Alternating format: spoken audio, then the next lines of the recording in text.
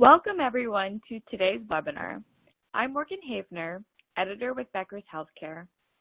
We will begin today's webinar with a presentation and we'll have time at the end of the hour for a question and answer session. You can submit any questions you have throughout the webinar by typing them into the Q&A box you see on your screen. We look forward to hearing your questions. Today's session is being recorded and will be available after the event. You can use the same link you used to log into today's webinar to access the recording.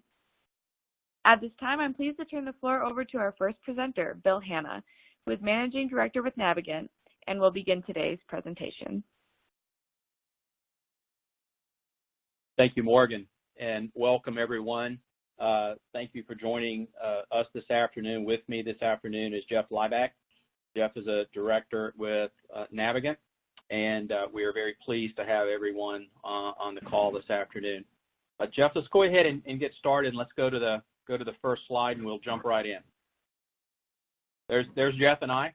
If you have questions, I think Morgan's already talked about that, but we will be taking some questions as we get to the end. So send them in. I think let us know you have those questions, and we'll address as many as we can when we get to the back. Go ahead, Jeff.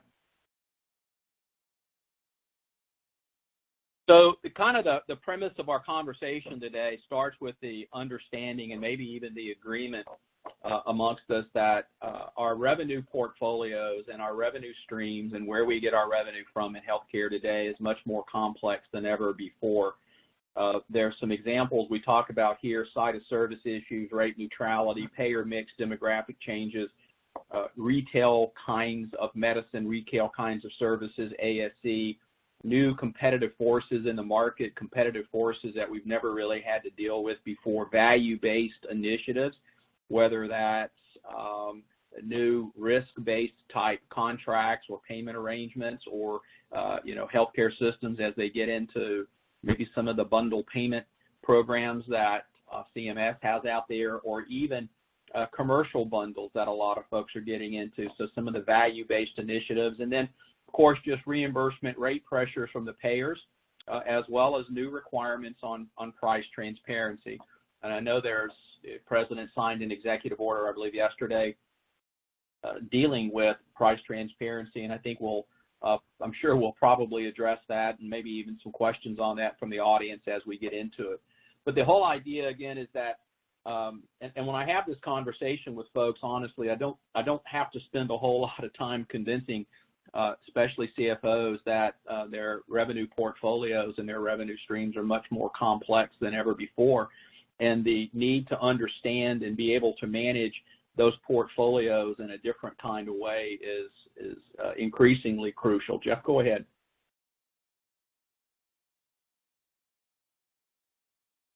So when we talk about portfolios, it really becomes a matter of thinking, how do you manage that portfolio of revenue? And that's it may be a little bit of a new term for folks when we talk about that. In the past, for everybody on the call that's been around for a little bit, remember the days when we talked about revenue in healthcare really in kind of some fairly simple terms. We had Medicare inpatient, Medicare outpatient, Medicaid in and out. Generally we had commercial kind of in and out, and then we always talked about managed care. And sometimes managed care might be included in commercial, sometimes it wouldn't. But that's really kind of how we thought about our revenue, and we would, model our revenue or kind of manage that revenue in those larger buckets, oftentimes without really understanding the underlying kind of what does that mean to us, other than we knew revenue generally by DRG or that type of thing. Well, now the idea now is as our services have become much more complex, these payment methodologies that I talked about earlier, the pressures that we're getting from payers and the market and others become much more complex. We believe that there's a need for us to start to manage and think about our revenue in this portfolio fashion. We think about it, if you look at this slide, there's kind of over on the right, kind of equating our healthcare revenue portfolio perhaps to our own personal finance portfolio of how do we break our investment portfolios down everybody started when you were younger. You had a portfolio of investments when you started out your careers. Perhaps you get married, you've got a certain mix of stocks or some bonds. Maybe you have life insurance. You add some assets to that. You buy a house and some other things. And over time, as your life changes and your life situation changes and you age, it's necessary, and you go back and you revisit that portfolio and you kind of rebalance that portfolio over time, depending on your life circumstances and what's happening to you as you get older and your career progresses and your family grows. And that's really kind of what we're talking about here in this idea of a portfolio for your revenue portfolio, right? It's this kind of complexity of different kinds of payer arrangements. We're going from traditional Medicare fee-for-service to Medicare Advantage. We've got a lot of the original kind of value-based payment initiatives that came from Medicare.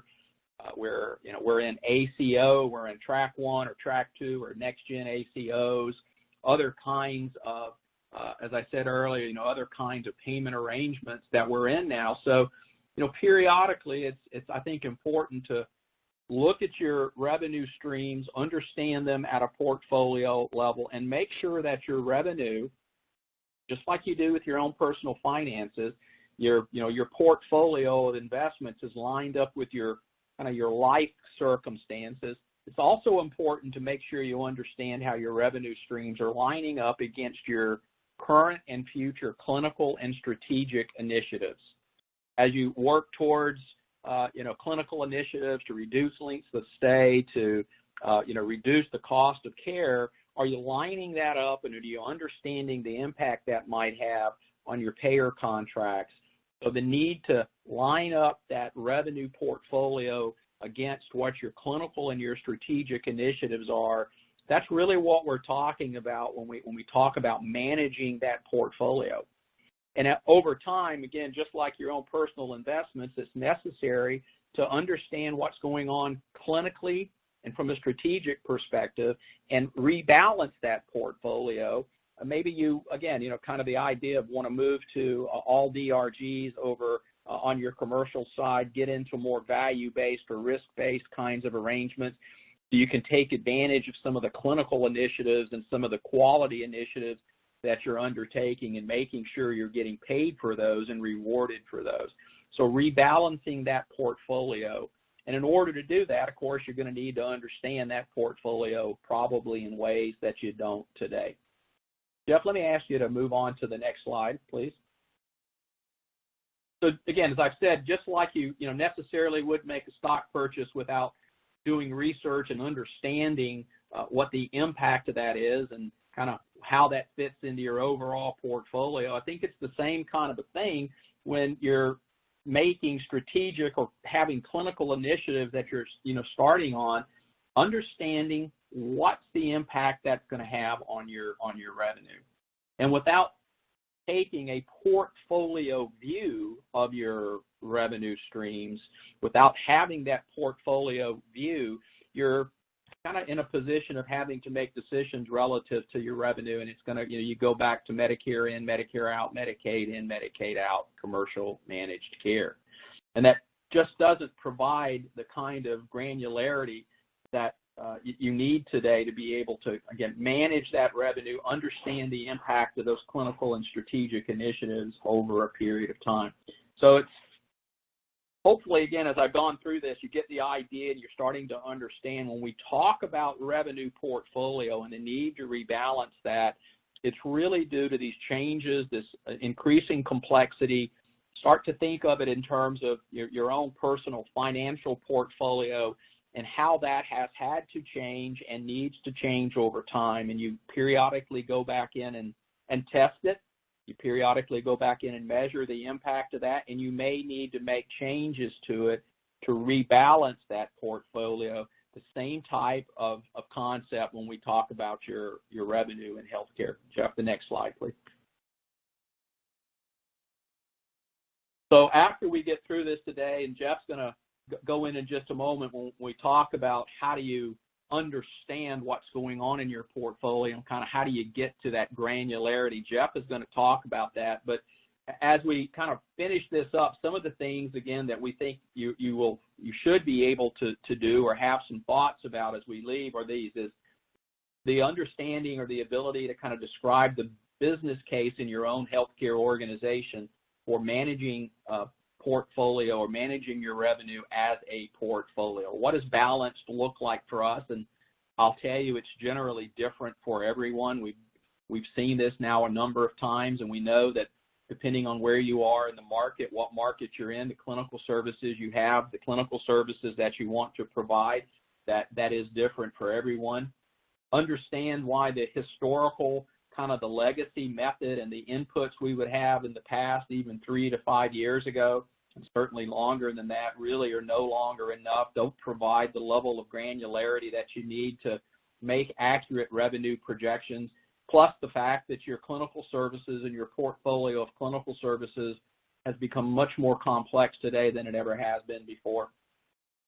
And then the last one there, kind of a takeaway you ought to be able to do, is to understand kind of some questions that you would go back or go into your own organization and ask so that you can kind of get a sense of where are you in terms of, one, your ability to measure and understand revenue at a portfolio level, and two, the need to do that. Are you, have your services evolved? Has your clinical initiatives, have they evolved? Where are you with your payers? Where are you in your market? What kind of competitive forces are you facing? Do you have the need to understand and manage that your revenue streams at a portfolio level? So again, we think as we go through this today, those are going to be the kind of the takeaways for everyone. That's our goal. So I'm going to turn it over to Jeff. Jeff, any questions or maybe comments, Jeff, or thoughts on what I've already said? Yeah, thanks, Bill. No questions, but I think the one thing I'll add is just to kind of deepen the analogy a little bit. When we think about revenue as a portfolio,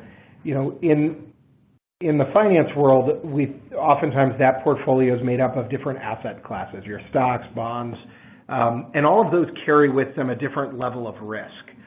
And they carry a different risk and they carry a different return. And I think one of the things that we'll dig into as we go is how we recognize, without a doubt, there's different returns in your commercial business, your Medicare, your Medicaid, and different levels of risk, whether it's your value-based arrangements and other elements. And because of all those variables, finding that optimal portfolio approach for any given health system is a unique challenge. And so I just wanted to kind of layer on that element of risk, and managing risk is one of the big reasons to think in a portfolio type approach.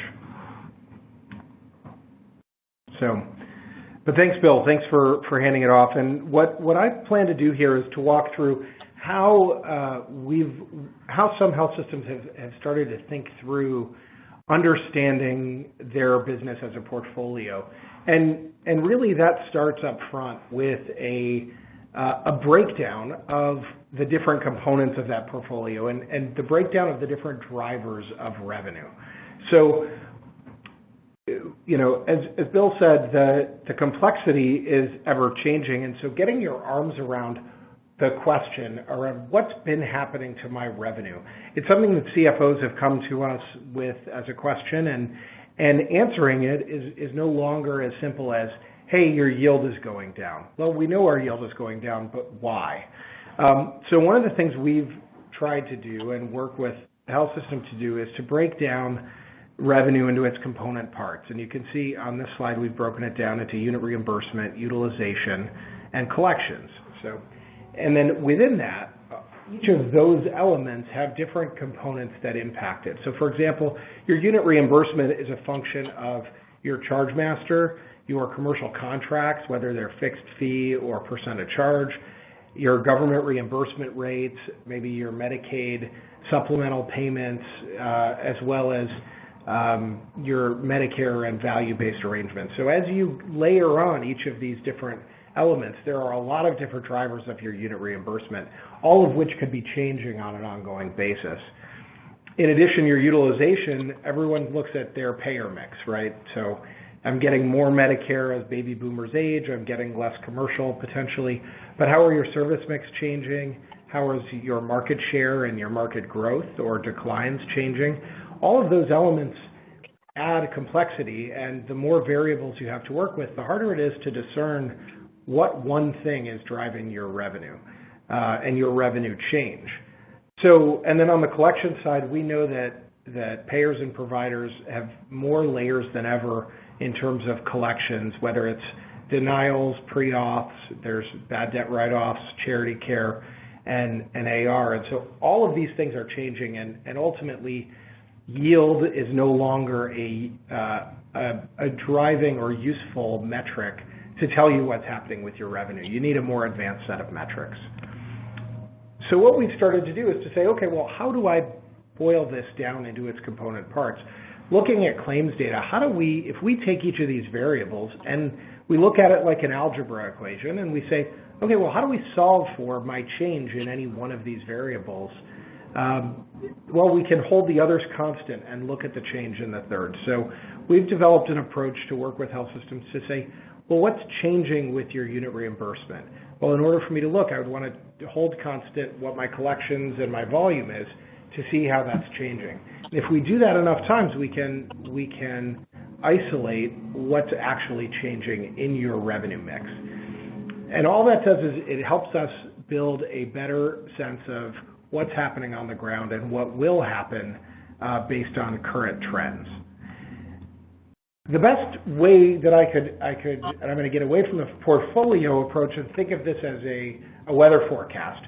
You know, in an old hurricane projection model, you might look at a storm's brewing, and you know it's going to hit somewhere between Manhattan and Jacksonville in the next week. Well, that's, helpful information, but not that helpful for planning on where evacuations or where planning needs to occur. By digging into root causes and understanding, you can narrow your focus and get much more specific and understandable information. This hurricane is going to make landfall in Wilmington on Thursday night at 300 miles, moving 300 miles inland in the next 24 hours, weakening to this speed. Those are the types of insights that health systems need in order to plan for their future. And that's the type of help that we can that can be provided by breaking down revenue into its component parts.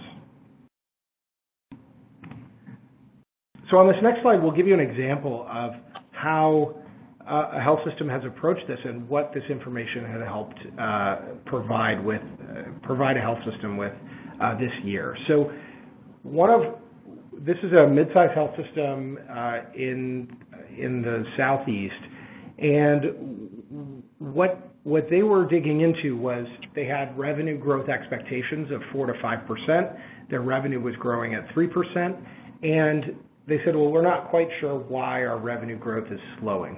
So we broke it down, and you can see here on this page we have our unit allowed impact, which is the unit reimbursement change, and the volume impact on the change of their volume year over year. And we broke it down by financial class, and you can see here that the first thing you notice here is their commercial volume declined in about equal parts as their unit reimbursement went up.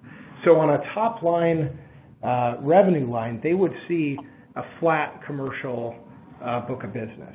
But in fact, that commercial volumes, the commercial rate increases were essentially masking an overall depletion of commercial revenue. And then from there, we also saw a significant growth both in unit reimbursement on the Medicare side and Medicare Advantage, as well as volume growth on the Medicare side. So when they looked at the top line, they saw, okay, we're still hitting our 3% revenue. It's a little shy of where we would want. But the fundamentals underneath it were indicating a much more significant challenge. This Medicare rate increase was a one-time benefit due to a reclassification, and the Medicare Advantage volume growth is obviously a lower margin than the commercial. So this was an early warning signal, if you will, of more significant problems to come. And so we were able to dig in and understand, okay, let's look at those commercial volume losses and begin to better understand what's driving them. So we saw inpatient losses of 9.6 million of volume, which we understood and even expected a little bit of commercial inpatient degradation, but the outpatient degradation was even more significant. So then the question came, well, what's driving that? Can we double click on that and look at one level further as to what's happening with their revenue? And that's where we were able to break it down even further by service line and by patient zip code to really understand. It looks like we're losing more significant orthopedics and oncology and neonatology service in these zip codes. And that's looking more like the case because we know of new entrants in this market, a new provider that opened an ASC or a new OB clinic that opened not far away. So by taking that high-level question and saying, what's happening to my revenue, we're able to dig into key areas that were then driving revenue degradation and ultimately margin degradation for this health system in order to be able to develop strategic plans. How do we recoup orthopedic revenue? How do we recoup market share on these on OB and neonatology? What are we going to do to move forward in this marketplace? And ultimately, when we pull the thread further, we can synthesize these into core business challenges that we understand health systems are facing, some of which are in your control and you can plan for, and some of which may be out of your control. Payer mix deterioration, for example, in this client example, payer mix deterioration was accounting for $22 million of annual headwinds on their revenue line. Is that something that they were going to be able to change their demographic mix or what the payer mix in their market is? Well, not immediately, and likely that's something that's unchangeable. Unit reimbursement reductions are something that they could change through negotiation tactics, managed care strategy, and planning. And this example highlighted physician group operating losses as a challenge that was contributing to negative financials. So ultimately, business problems ripe for solving to help turn the margin picture around for this organization. I know I just went through a lot of data and a lot of examples of how we can drill into the data to help provide a better understanding of what's been happening. Bill, anything you want to add before I continue on here? Yeah, I think, Jeff, that first of all, thank you. That was every time we have this conversation and I see this, it's always extremely interesting to me, and I kind of think of something new.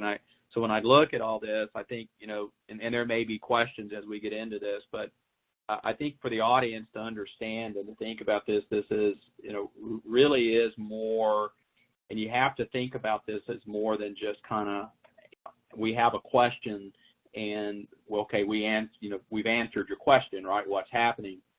It really has to be thought of and then used to not just kind of answer the question of kind of what is happening or what has happened, but now what do we do with that? It's always the kind of so what question, right? Thanks for telling me I have a problem. I appreciate it. And this kind of information really becomes a basis for an organization to, test your strategy.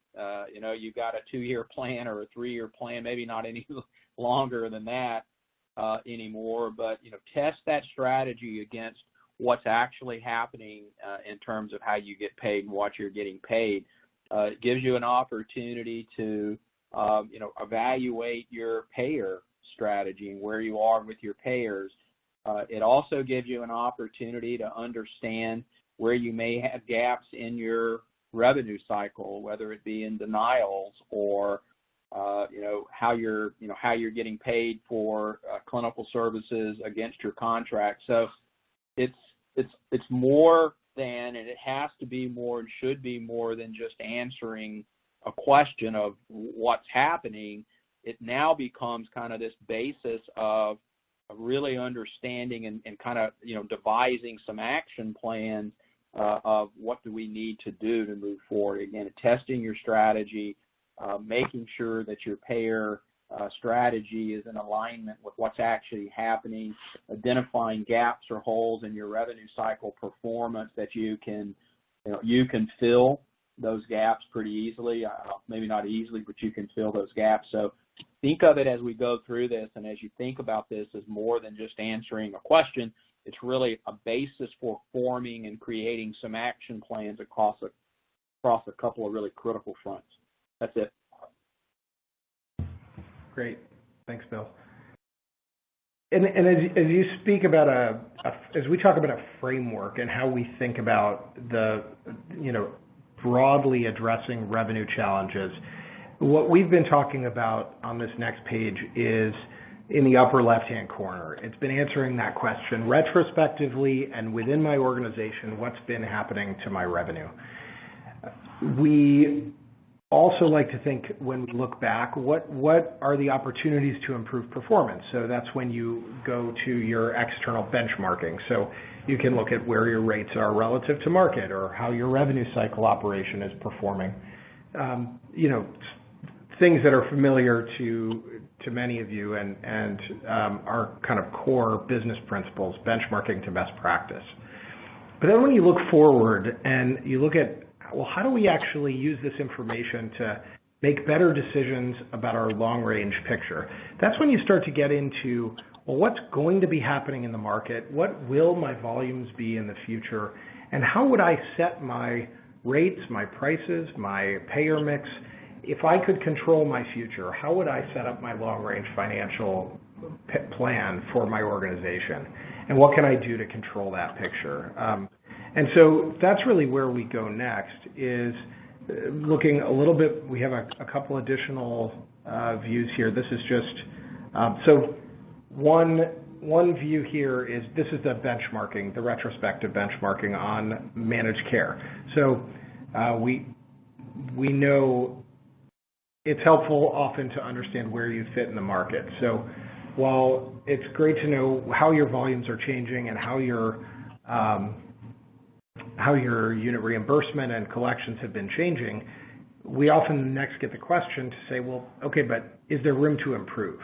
And how do I compare to the market? And that's where getting a good sense of how your rates are relative to the market can be a really powerful tool to go into your negotiations with managed care companies to really be armed with appropriate information to push back on either requests for rate declines or other types of negotiations you might be having. So this is just an example of an organization that did that benchmarking and identified some opportunities to get closer to the market range of where they ultimately would like to be.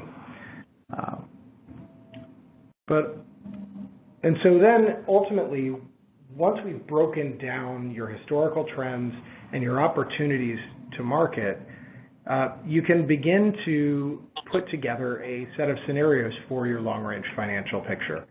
And this is where having that portfolio approach and that granular view can really help with a more detailed approach and detailed projection of your future.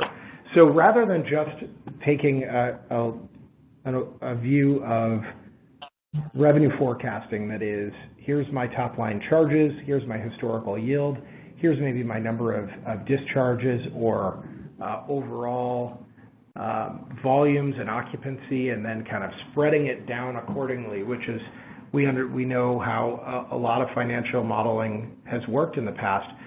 We really recommend a much more granular bottom-up approach that takes reimbursement trends, your volume trends, your cost trends at a granular level by payer, by service, by site of service and line of business, and building up what that revenue future could look like.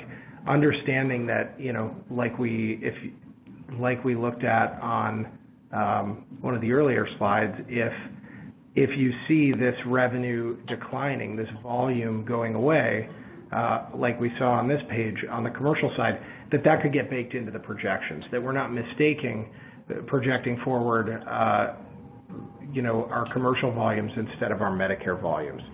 By layering these details into your projections, you get a more realistic future view of where you're headed. The other piece that we we find really helpful to look at is how do you carve out population health? We know that many organizations are taking on risk for their own employees, are taking on risk or shared savings programs for a broader population, be it Medicare Advantage or direct to employer, and oftentimes investing significant amounts of time and resources and clinical initiatives in reducing the utilization for this group. We would want to be able to project those groups forward at different utilization rates, at different cost rates, and ultimately in an entirely different financial model than your traditional fee-for-service projections. And that's where thinking about those as different assets within your portfolio that require different sets of projections is really helpful. And once you pull all that together, you can get a much more granular and nuanced and maybe a little messier looking financial projection, but one that may reflect a more likely range of outcomes than a traditional straight line forecast. And so this is just an example of how when you layer on all the different revenues at risk and you build in some scenarios around moderate cases, worst case scenarios, and opportunities, you can begin to plan for the future regardless of those different shocks that might come to the system. Planning for those worst case scenarios so that you can succeed in the likely or moderate case or absorb the different shocks that might come from the market, from regulatory reform, or from competitors. So, ultimately, we want, this is an approach we've taken to help prepare health systems to say, well, how do we think about what is happening to our revenue and how does that help us plan for a more proactive and de-risked future? Bill, anything you want to add, and I'll hand it back to you. No, Jeff, I think that was really good. Again, I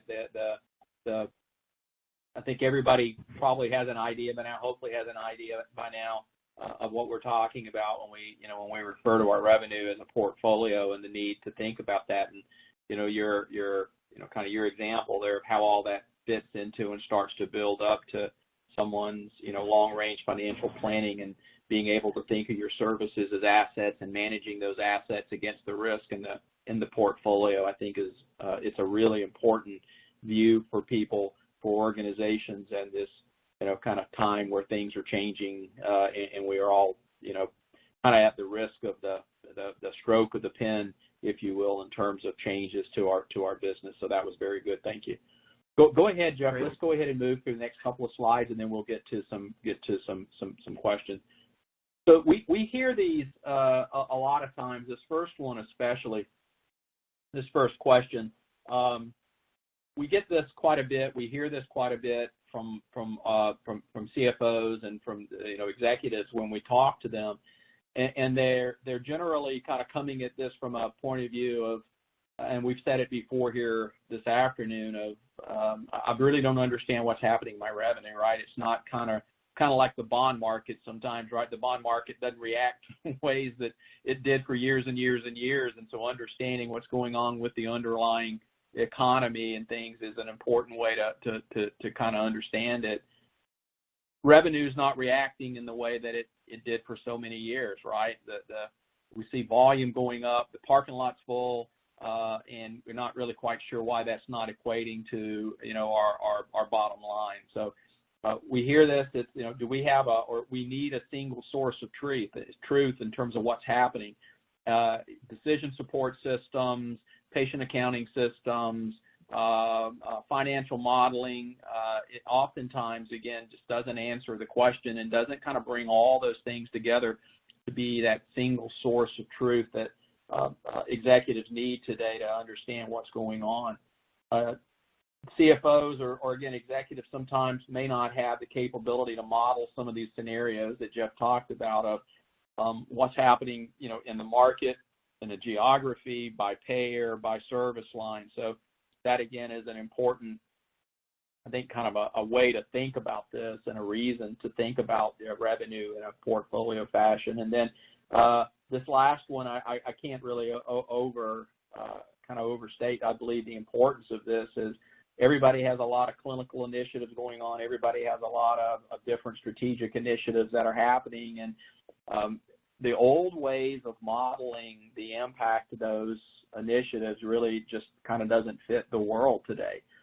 And so having the ability to really know the impact of these things on your revenue at a really detailed level, the ability of kind of thinking of them in a portfolio fashion is really an important, I believe, an important idea, an important way for folks to manage against these. So some things to think about as you kind of go forward here, I think are really important.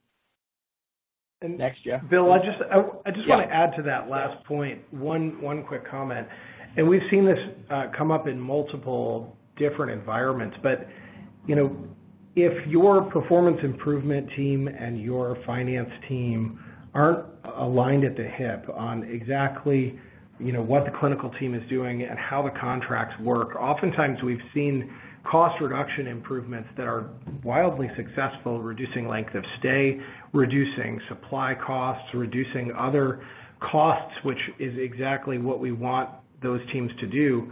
But they're coming through as charge reductions because of the utilization drop, and yet you may still be getting paid on a percentage charge or a per diem with a stop loss. And all of a sudden, your cost reduction benefits are being cannibalized by revenue losses. We've seen this time and time again because managed care was solving for the best contracts in a silo, and performance improvement was doing their job of cost reduction in a silo. And until those strategies and operations are brought together and have that moment of reconciliation, you're kind of working against you're treading water rather than making real impact on the organization. So I know that might be all too real for many of you, and but know that you're not alone, and that it's something that's that can, with the right alignment and the right strategy, can be worked through. Yeah, thank you, Jeff.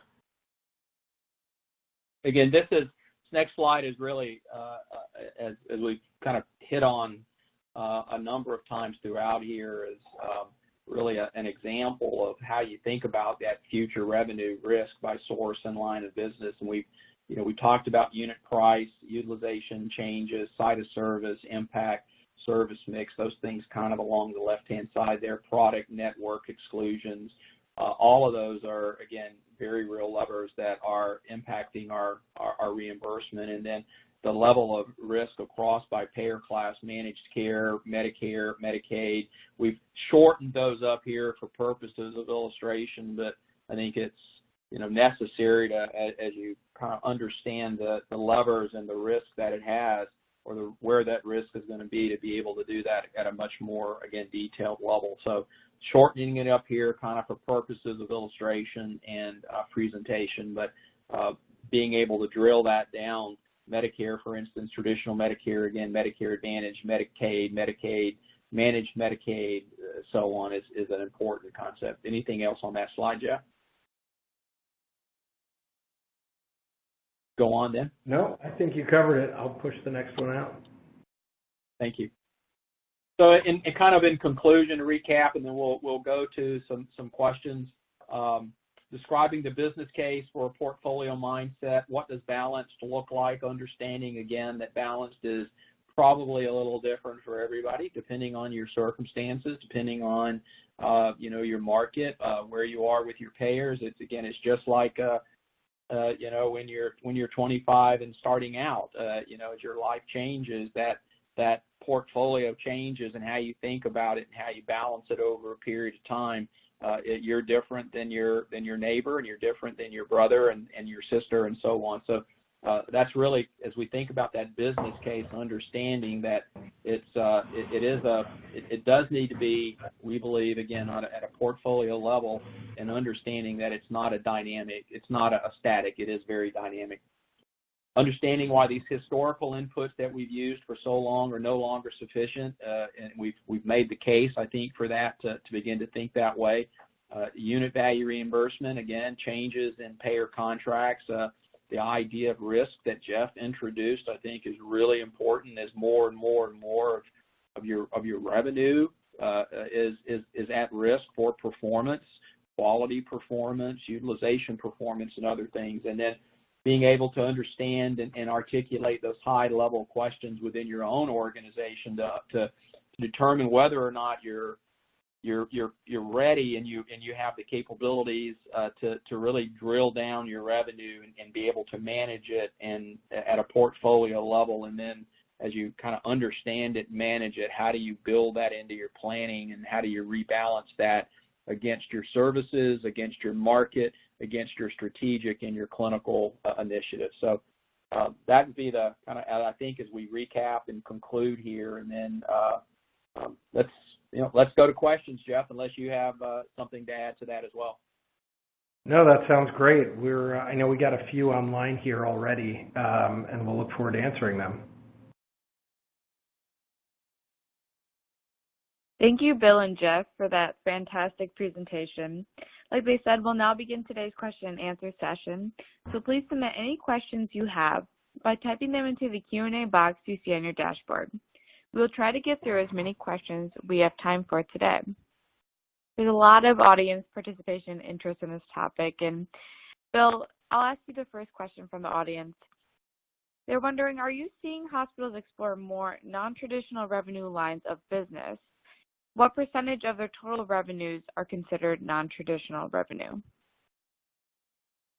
So I think that's a really good question, and it is market specific.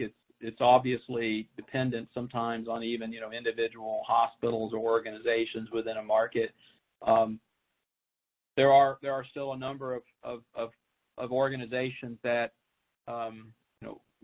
want to maintain the tie to traditional fee-for-service revenue and services that are paid in that way as long as possible. And then there are others that, are really more aggressive in their markets and are pushing payers sometimes, because that's oftentimes what it takes, right, is the, pushing the payer to, move to some value-based kind of payment model or non-traditional payment model. But I think it really depends, and it depends on the organization and the market. It varies. We work with organizations and working with some right now that are, really pushing their market, pushing their payers to move away from traditional fee-for-service. The organizations that I think are really kind of cutting edge, if you will, are the ones that are really aggressive in some of their value-based care initiatives, that are really looking, and Jeff mentioned earlier, really looking and trying to reduce length of stay, to reduce utilization, to, really pushing those clinical initiatives. I think those are the organizations that are, also pushing payers, pay them differently, to move to some kind of alternative payment model, so that they can be rewarded for those clinical initiatives. Because as you reduce length of stay, as Jeff said, and you reduce utilization, and you're on a percentage charge or some kind of per case reimbursement. If you got great contracts and great rates, and all of a sudden you drop 3 days off your average length of stay or something, it's going to impact your revenue. So you've got to tie those two together. Absolutely. Thanks for breaking that question down. Another audience member is curious, how are you seeing revenue drivers change with the push from inpatient to outpatient? Jeff, why don't you take that one, please? Sure. Yeah, so that's definitely something we're seeing when we run these analyses for our clients. I think we know that that trend is happening most in lower acuity surgical procedures, and then the shift to observation stays. And so, oftentimes to account for that, we're trying to help understand, well, how are those revenues structured when those volumes shift? Are you moving from a $30,000 DRG payment to a $5,000 case rate cap on the outpatient side, or are you going from a low per diem to a high percentage charge on the outpatient? So while we are seeing those trends. It isn't equivalent for every health system, just given the way their contracts are set up. So understanding which services are moving and which are at risk of moving in the future can help you plan better for that revenue future. Great. Thanks for hopping on that question, Jeff. So Yep. I'll direct this next question to you. It's about managed care contracts. An audience member is wondering, how can I benchmark the rates in my managed care contracts against what is happening in the market? Yeah. So, Bill, I'll take this one too, if you don't mind. Yeah. Yeah. So, and we showed one of our slides today. We showed was a sample output from our managed care benchmarking work. This is where having a good sense of how your rates stack up to the market is a really critical tool. So there are a number of ways that you can do it, but the first is to really understand what the market is reimbursing for a given service, and then conduct an analysis to really get an understanding of where your rates stack up in the market. The other thing that's really important that a lot of our clients sometimes overlook and is the contract language, because you may have really solid allowed rates, but if you're not able to collect on them because of the denials or pre-auths or the number of audits you have to deal with, then the value of that contract goes down significantly. So having a comprehensive approach and to both understanding how your rates stack up and how your language stacks up against the market is really helpful. And both of those types of benchmarking and review are things that we would love to help with. So, Bill, I don't know if there's anything you want to add there. If we should go to the next question. The only thing I would add, Jeff, and you said it there at the end, and I think it's important. So there's the need or the need to benchmark your rates against what's going on in the market is absolutely important. But we're finding more and more and more today that the language in the contracts and being able to benchmark that against kind of preferred language, if you will, is equally important. For instance, the payers will have provisions in their contracts that say something like, we can implement payment policies kind of as we want to, right? And I paraphrased that and made it much more simplistic than it really is. But what's happening is they put that kind of language in there. They're routinely making sometimes arbitrary decisions on medical necessity. And as they do that, then you're going to see the result in denials. And you have a couple of different payers in the market, and they're all using different criteria for medical necessity. You kind of understand, right? You guys get the picture of what that means in terms of your denials and your ability to manage those denials. So while it's really important to understand rates and be able to benchmark yourself against rates in the market, as Jeff said, being able to kind of benchmark the language and some of the provisions in your contracts against preferred language, if you will, or model language is equally as important. Thank you both for your insights there. An audience member is stating that it definitely looks like having the right predictive analytics solution is important. So knowing that the market is competitive, Bill, what will the ideal solution look like, and what will it enable the decision makers to do?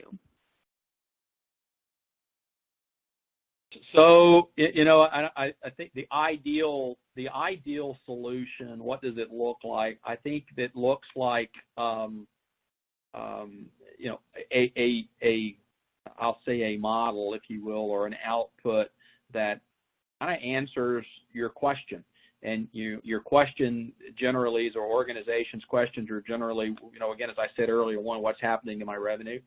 What's the impact of my clinical and strategic initiatives? Am I pointed in the right direction? Are we moving in the right direction?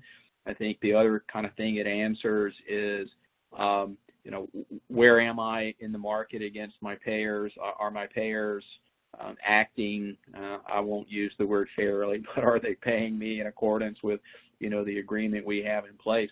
So I don't necessarily think, and I wouldn't necessarily say there's kind of a one version, if you will, of that model of predictive analytics. But I will say whatever you do and whatever you have ought to be, able to answer those questions. And there was a second part to that, if you wouldn't mind, Morgan, to repeat that for me, please. Yeah. Oh, go ahead.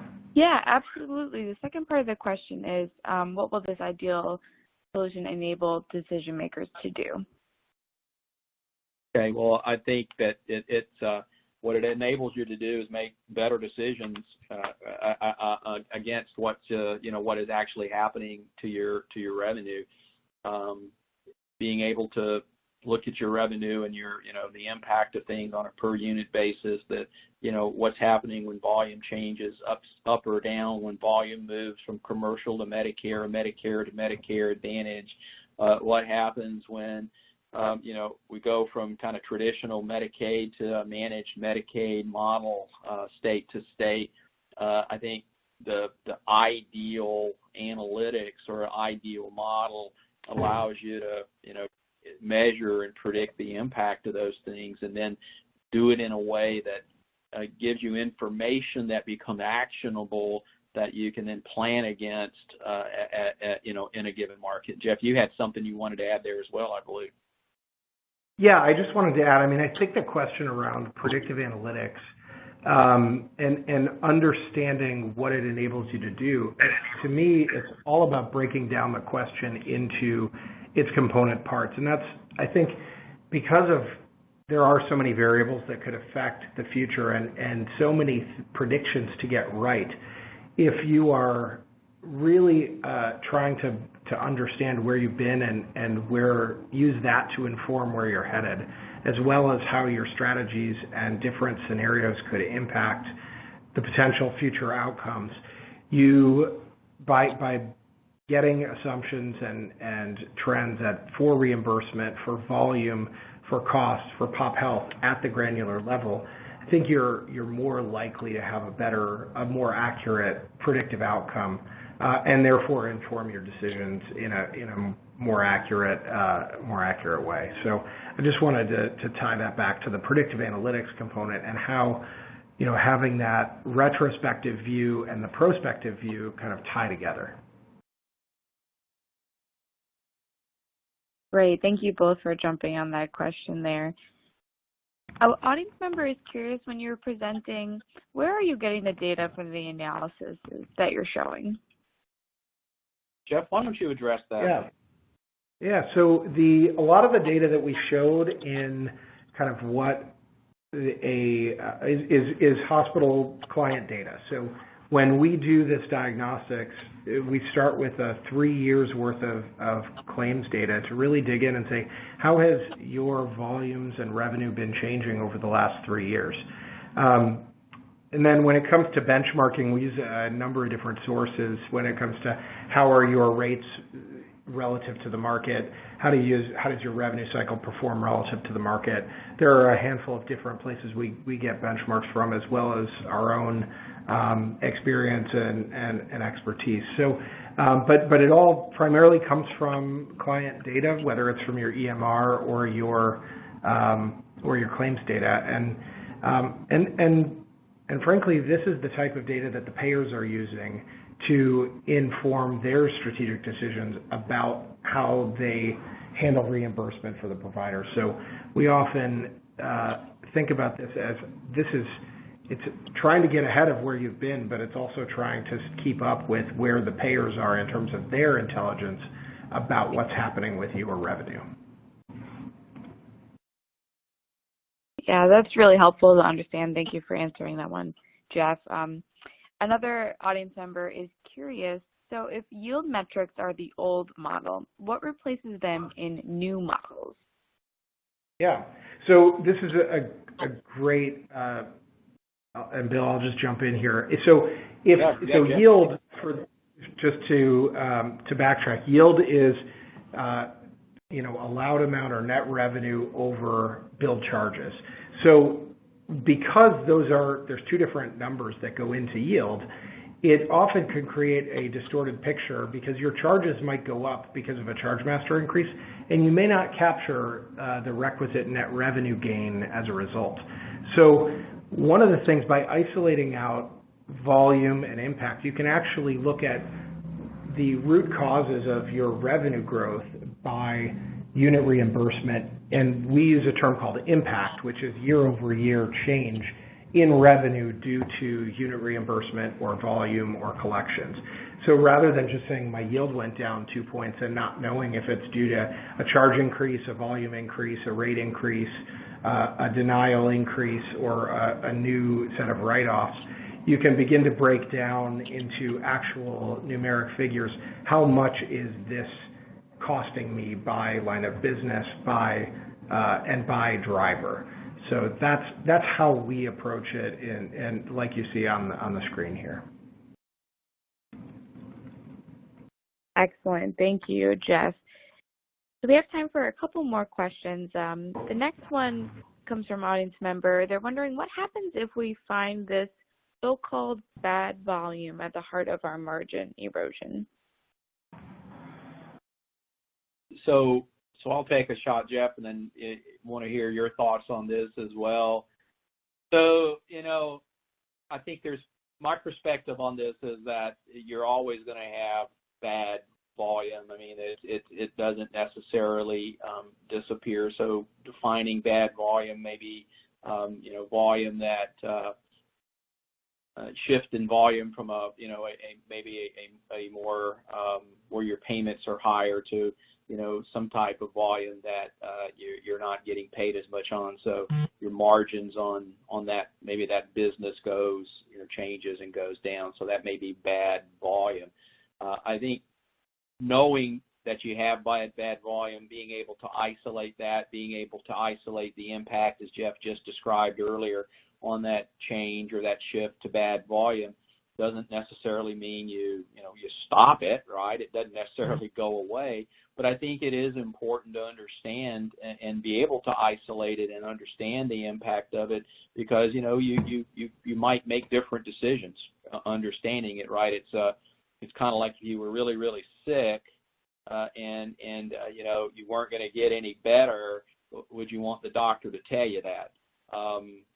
There may be two schools of thought on that. One would say, no, if I'm really, really sick and I'm not going to get any better, I don't want to know. But on the other hand, I would want to know, because I would do things differently. Perhaps I might change things I'm doing. I might make different decisions that because now I know I have this knowledge. So I think it's important to know. It's important to understand the impact.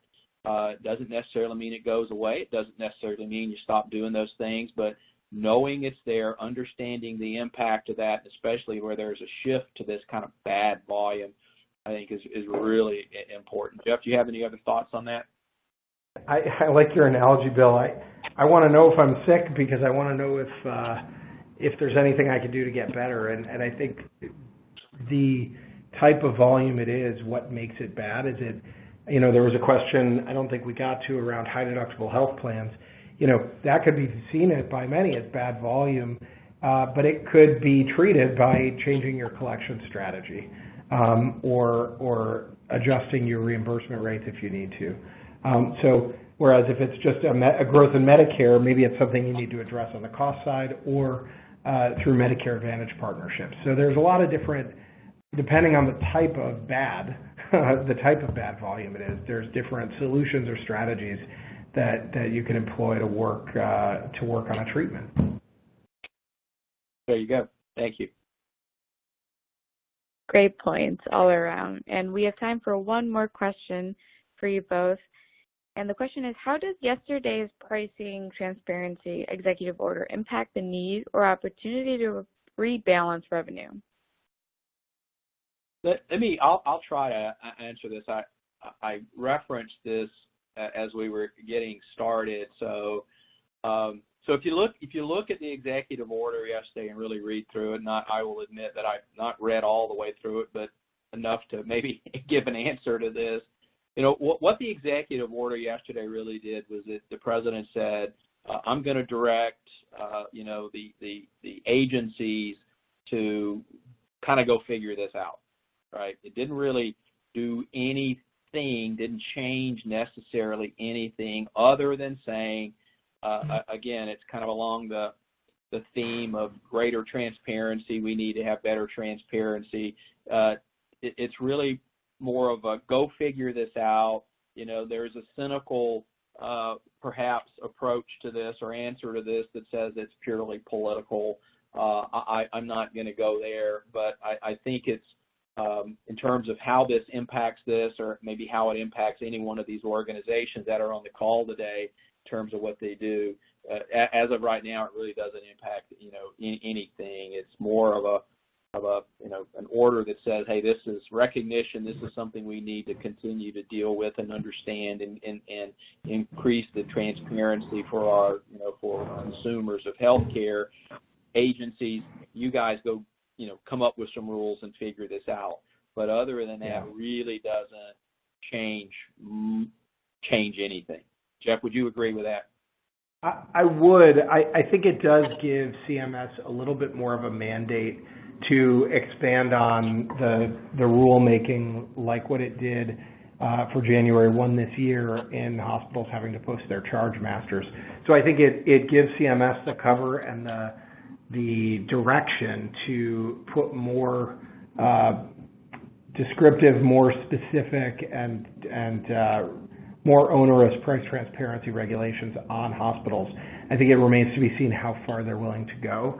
And I anticipate over the next 6 months, we'll start to see some additional proposed rules come out to really better understand what those new requirements will be and what the time frame for compliance might look like. So agree, Bill, but I think it does put the onus more on CMS to continue that march that they started a year or so ago. So I think, Jeff, I think what I would add to that, because I think you're right, is if you're in a hospital, in a healthcare organization today, that's kind of what I always refer to as the stroke of the pen risk, right? And literally in this case, it was the stroke of a pen. When you have those kinds of risks, mitigating or being able to mitigate those risks, the more information you have, the better you understand your current portfolio of revenue, makes it easier for you to measure or kind of think about the impact of those kinds of stroke of the pen risks as they come up, as opposed to really not not having the visibility into that portfolio and kind of having to maybe guess at it, the impact a little bit more. So it's really, if you think about what that could mean as it moves forward, it's only going to become, I think, more necessary for organizations to really understand their revenue streams at a greater level of detail and granularity so that they can measure the impact of these kinds of things as it moves forward. Moving towards pricing and pricing transparency, again, thinking about the changes in pricing or how you move towards some pricing strategy that's more transparent is going to be really important as well. So it's going to continue to evolve. We're going to continue to see these kinds of initiatives. I mean, certainly the administration is somewhat, I think, serious about this, right? You see some of the things they're doing around this, balanced billing and some other things. So, again, making sure you understand your revenue portfolio, making sure you're able to, determine the impact of these kind of things at a service line level, at a geography level are more important now than ever.